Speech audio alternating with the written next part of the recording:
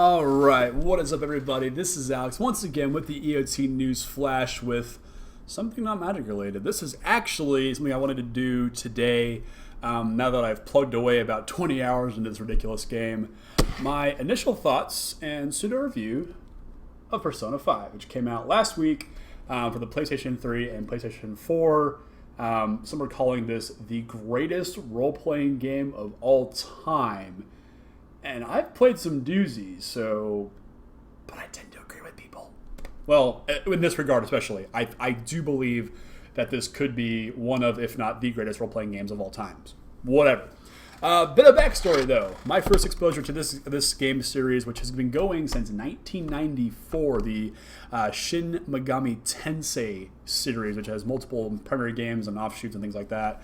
My first exposure to this game was back in 2010. I picked up this copy of Persona 4 for the PlayStation 2. Some of you kids might not even know what a PlayStation 2 is, and I pity you, because that was the greatest game console of all time. Not even close. But I picked this up because I had literally a week to kill before school started.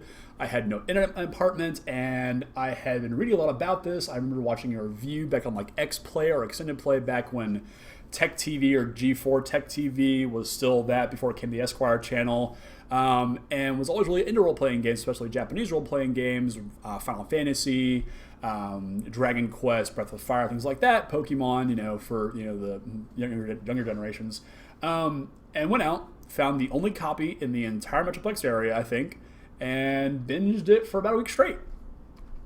That was fun, and I came away from it believing that my mind had just been blown, because these games are weird, and I do mean that in the nicest way possible, because obviously, they're heavily influenced by Japanese culture, religion, mythology, and so to call these games weird because of that would be unjust, because it's very, very cool, but it is not the kind of game that a lot of Westerners are used to, like, the Skyrim games or Fallout. These are out there, and these are strange even by Final Fantasy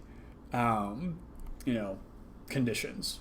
So that's where I got started with this. So we went and picked up Persona 5 last Friday, April 7th, and I have plugged away only 20 hours into this game so far, which seems like not a lot of time compared to some games. Some of you out there might be thinking, well, that's a lot of time to play in a game. Most games we can put in under 10 hours these days.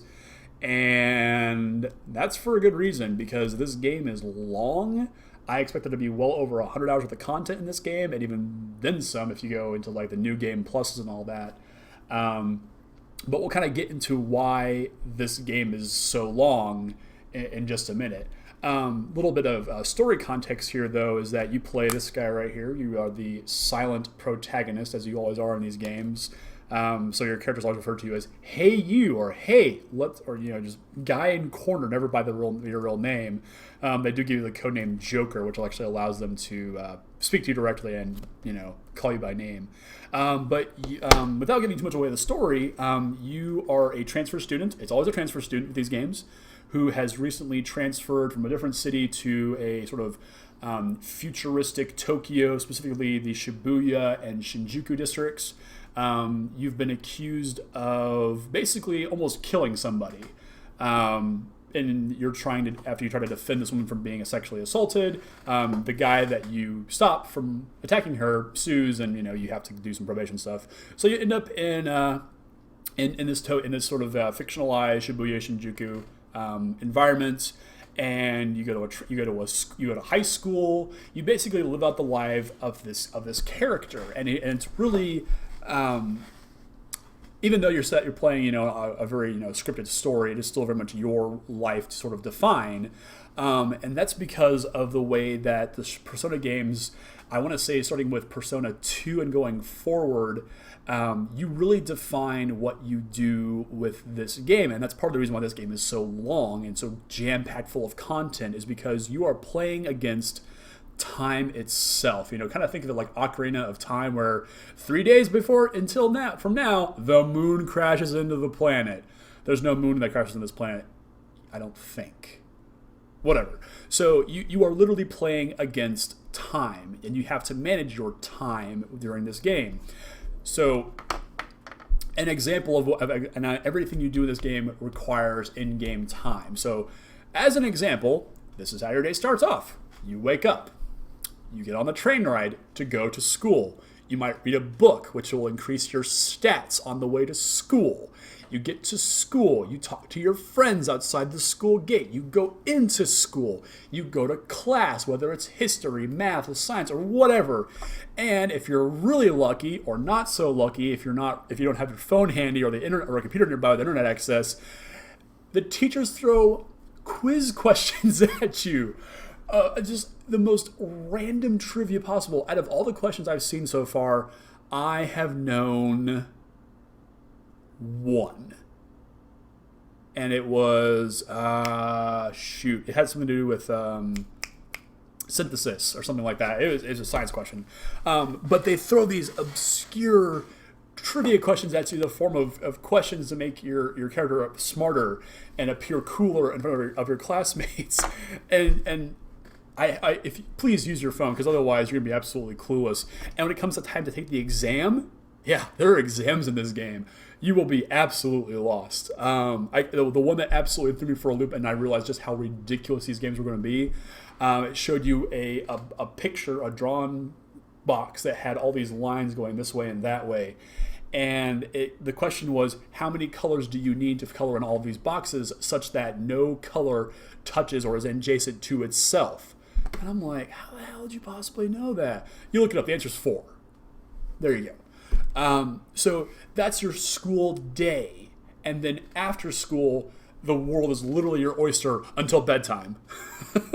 So you can go into the city and talk to people and start forging contracts, these social links, which are based on I believe it's the major arcana of the tarot cards, I think is where that's related to, and start interacting with them. And depending on your stats, which you can raise by doing other activities, whether it's studying or working out or going to the movies or whatever it's going to be, you can start to increase your rank with these characters, and that has implications on the combat system we'll get to here in just a minute. So you go out and you talk to people and you interact and you start building friendships. The people on your team that you create your party with, will text you and say, hey, what are you doing today? Let's go to the arcade. Let's go work out. Let's go on a date, or whatever it's going to be. And you get to live the life of this silent protagonist. And it's very, very cool. It's all very well presented. It's done with this. It's not striving for a super high definition look. It's obviously done in high definition, but we're not looking for like super realistic graphics like you might find in like a Call of Duty game or Final Fantasy 15, which are just gorgeous games to look at. It's going for this very stylized art direction. It comes across really, really well. Everything looks super cool, and that comes out really well in the dungeons in this game. I've only gotten to the second dungeon. 20 hours in, 2 dungeons. So that gives you any indication how long this game could possibly be. That's it right there. And the dungeons are represented by the inner sort of manifestation of the villain's twisted desire. As this character, you are working with your team of midnight thieves, I believe, to break in to this palace and steal the representation of their twisted desires. For instance, the very beginning dungeon is the school you go to has been turned into a castle by one of the volleyball coaches who has been physically and other ways abusing the players, and so you have to go in and sort of steal his corrupted desires and force him to confess his sins. Don't want to spoil too much of this game, because this game it's all kinds of goofy and it's all kinds of strange. It very much earns its mature rating. Lots of games out there that earn mature rating just for blood, violence, and all that nonsense. This game really, it's up there with probably Grand Theft Auto in terms of just the stuff that it throws at you, it totally earns it, but it doesn't do it in such a way that you're like, that was a little gratuitous. I think it's tastefully mature. So yeah, you go into these dungeons, and each one of them, I've only seen 2 so far, a museum and a castle, but each one is so unique, and the things that you get to do while you're in these dungeons, and it just blows me away how cool it all looks. While you're in those dungeons, that's really where the meat of the game, that's where the combat comes into play. If you've played any other role-playing game, especially Japanese role-playing games, which is turn-based combat, you have your guy, attack with his sword, or you have your firecaster lady throw a fireball where it's going to be in it, does the effects and whatnot. And you're deriving these powers from these personas that you acquire throughout playing the game. Every character that you come across that you bring onto your party has sort of this inner warrior within them, and they're all driven from folklore, Japanese religion, different kinds of just if you can if it's a thing in mythology, it's probably going to show up at some point in this game. There's a pirate one. There's an opera, sort of a prima donna Carmen-esque character. It's super weird, and you start finding more of these characters to use their powers. It's very rock paper scissors. The fire powers beat the ice creatures, the lightning powers beat the water guys. If you've played this game before, you know how they work. And the great thing about it is that it is presented in such a way, especially within these dungeons, that everything is just so trippy and it looks so freaking cool. In most RPGs that you'll play, you press the attack button, you guys wait, and he's like, all right, I'm gonna get him. He gets with the sword. He goes back, and he's like, all right, no, wait. This game is so hyperkinetic, and things are constantly happening. The characters are interacting with each other, saying, oh man, such and such is hurt. Somebody needs to heal him, or hey, you hit their weakness, do it again, or that was awesome, super attack time. It's so entertaining that the 20 hours I've played so far, I haven't gotten bored of the combat yet. And I want to say that is because not only is it so well presented and it can be so quick or drawn out, depending on if you want to get tactical in these fights, is because it really balances the gameplay between the real world and this metaverse, quote unquote, that you're playing inside when you go inside these palaces. And it's really cool to see your characters shift from their everyday clothes, their school uniforms, into these Matrix-esque outfits, black trench coats, masks, bodysuits, leather coats, machine guns, swords, whips, baseball bats. It's all kinds of weird. There's a talking cat that wields a giant sword. It's all very bizarre. But yeah, it's so well balanced that it's hard to get bored of one or the other. And it's all about managing that time, managing that balance. So you obviously can't spend all the time in the real world, because otherwise you run out of time in the dungeons, and then you can't progress the game anymore because you get expelled from school, or you get sued by an artist who thinks you're out to get him and he's out to get you, but whatever. And that goes back to that counter system I mentioned at the beginning of this review, where you're constantly on the clock. Everything you do takes up in-game time. So when I was mentioning, the wake up, train ride, class, quizzes, dungeons, or studying, or working out, or going and talking to people and developing these relationships, you have to balance that all out. On some days, maybe on Monday, this character shows up here that you need to talk to, but you also might have to do something else on a Monday. So you have to figure out which one's more important, which stat do I need to increase more, so that down the road I can possibly increase this other relationship with this other person. And it's so mind-bogglingly dense. If you've never played a game like this before, and there are so few mainstream games like this where you are being asked to balance a literal life and manage the time, and obviously it can become very formulaic if you just kind of figure it out and you draw some little chart out. That's no fun though. But going through these games blind is absolutely the best way to do it, because it's just so different than I'm going to go spend, 10 hours farming whatever monster to get this item, or I'm going to go tackle these side quests, or go to the main quest and fight these bosses or whatever. You've got to be careful and mindful of the time that you spend doing all of the things in the game. And if you're paying attention to all the little details and talking to all the characters, you're going to get just an insanely deep story. You know, every character has their own, their own woes, their own, just personal stuff that's going on. They get to interact with on some level, and have a friendship or a relationship, blossom out of that, and get to understand these characters a lot more. 20 hours into the game, and I'm already like, oh man, that sucks for Ryuji. I wish he had not gotten his leg hurt when he was in the track team. That's It's crazy that how deep and complex these characters actually turn out to be, within a video game. I know it sounds kind of ridiculous to some people who might be watching this. So yeah, it's time management that you have to constantly keep an eye on to make sure that you're getting the best stats and spending some of the dungeons, and just it's all over the place, and it's all presented so well. The Shibuya and Shinjuku districts just look so awesome, and every little place has their own little melody. The music is fantastic in this game. It's a very acid, jazzy kind of soul, just mashed up, kind of hip hop inspired. It meshes with the art style so well. For instance, most games have a loading screen that's just like a little progress bar, and maybe a background image.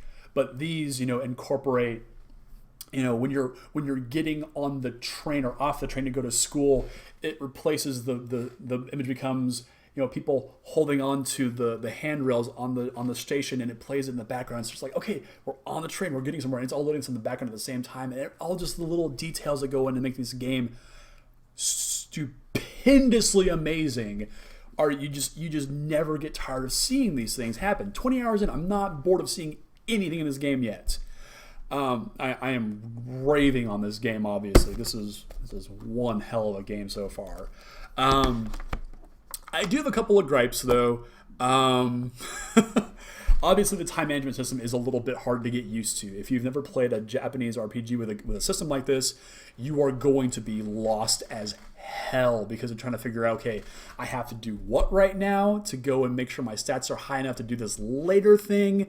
I have to go to a dungeon now too. Like it can be overwhelming. And if you're patient though, and you pay attention to what happens in the game and things like that, you'll start to see, when is the best time to do this and that, and the game will tell you these things. It's the best time to go to the bathhouse. Weird. On a Monday, because the bath rejuvenates your stats more. What? It's bizarre. Because you can do everything that like a kid would do in a day in the life. You can go to the batting cages. You can go on dates. You can go to the coffee house and study. You can get a job. You can go take part in political, speech giving. You can. It's maddening, the stuff that you can do in this game, and I still haven't found everything. 20 hours in, and I still haven't found all the things I get to do in this game. That's the biggest problem. It's not even a problem. It's a plus that you can't find everything in a game, because some of it you would have missed because you didn't talk to this person at the beginning of the game. That part of the game is now completely inaccessible to you because it's no longer there. You forgot to talk to them on this day, and they're not there anymore. You missed it, and that's what's so cool about this game. And at the same time, kind of maddening. The other sort of downside to this game is the fact that there's a lot of text in this game. Obviously, a lot of games these days, it's full voice, and a lot of this game is voiced. The voice actors in this game are all very expressive, especially when you get to watch some of the anime cutscenes. There's a lot of those in this game. When the personas first sort of emerge from the character, it's this very grandiose sort of Super Saiyan moment where they light on fire and they tear the mask off and there's blood going everywhere. It's pretty gory, but it's pretty freaking awesome. And you see this radical beast sort of emerge from behind them with like a sword and a whip, and they're on a pirate ship or something. It's utterly crazy seeing what goes on in this game. So the voice acting is fantastic, but there's a lot of text in this game, especially when it comes to tutorials. The cat character, Morgana loves to tell you how to do things. Like, hey, you need to, do this to make this enemy weak to this element, or you need to, this is how we use the save point, or this is how we do this, or this is how we do that. And I get that that's important for a game that has so many things to do in it like this, but my God, I just repeatedly hammering the next button to skip through these dialogues that didn't have any bearing on the story other than just to exposition. This is what you have to do to get inside of the house, to open up the gate inside of the museum, to distract the artist from whatever. That actually happens in the game though. But this game is absolutely superb. If I had a rating scale on this channel, which I really don't, other than the set reviews, this would be a knockout home run, 5 out of 5. I can't find a fault with this game, and that's really rare to find a game that is so perfectly encompassing what it's trying to do. This game's been in development for 10 years. I can think of another game that's been in development for just as long that has some faults. Final Fantasy 15. But if for a series that takes its time to put out new games and just puts an immeasurable amount of quality into them, I can't think of a better game to recommend. If you like role-playing games, if you like Final Fantasy, if you like just cool stories that just look amazing. Like I said, the imagery in this game just pops off your screen. You're going to be absolutely blown away by playing this game. I cannot highly recommend Persona 5. It's on the PlayStation 4. It's on the PlayStation 3 as well. PS4, PS3 as well. Go and check it out. This is not a game that can you rent games anymore? That's not a thing, I don't think. There's no more GameFly or no Blockbuster. Give it a shot. It's strange.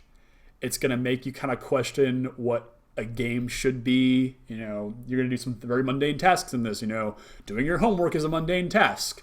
Building lockpicks to plunder treasure in the dungeons is a mundane task. But, once you get past that initial 6 hours, which sounds ridiculous, this game opens up in a way that I've never seen a game open up before. And yeah. Check it out. This is Persona 5. Can't recommend it enough. But thanks for watching, guys. We'll be back later this week for more actual Magic-related stuff. So check us out over on Facebook, EOT Newsflash, on Twitter at EOT Newsflash. Tweet me. Do you like the game? Definitely leave me a comment in the video section, the comments section. Do you like this game? Have you played a Persona game before? Are you absolutely what the hell is Alex talking about? What is this game? I've never heard of it. Let me know about that stuff. EOTnewsflash@gmail.com. Love, hate, and respect. Send all that there. Yeah. This has been fun. I'm going to try and do more of these sort of initial thoughts and review type bits in the future as I, get things when they come out. Maybe I'll do a retro review at some point. But yeah, this has been great. I appreciate you guys watching. Again, thanks for watching, guys.